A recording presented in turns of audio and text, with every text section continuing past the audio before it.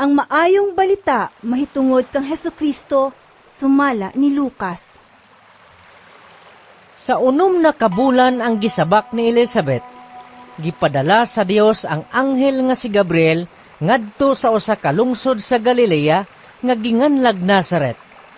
May mensahe siya alang sa usa ka batanong dalaga nga ulay nga ginganlag Maria. Kaslunon siya ngadto sa usa ka lalaki nga ginganlag Jose, nga kaliwat ni Hari David.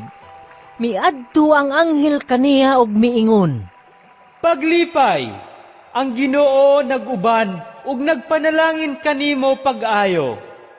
Nalibog pag-ayo si Maria sa pagkabati niya sa mensahe sa anghel, ug namalandong siya kung unsay kahulugan sa iyang mga pulong. Miingon ang anghel kaniya, Ayaw kahadlok, Maria, kay gikahimutan ka sa Dios.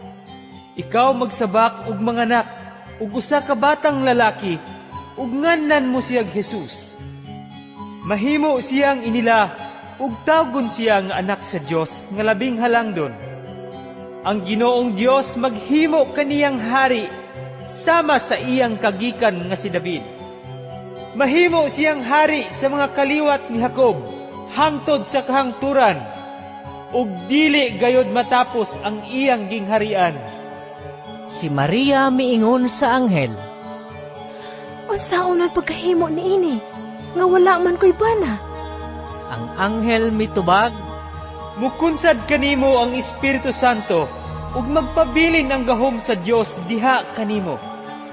Tungod niini, ang balaan nga bata tawgon nga anak sa Dios.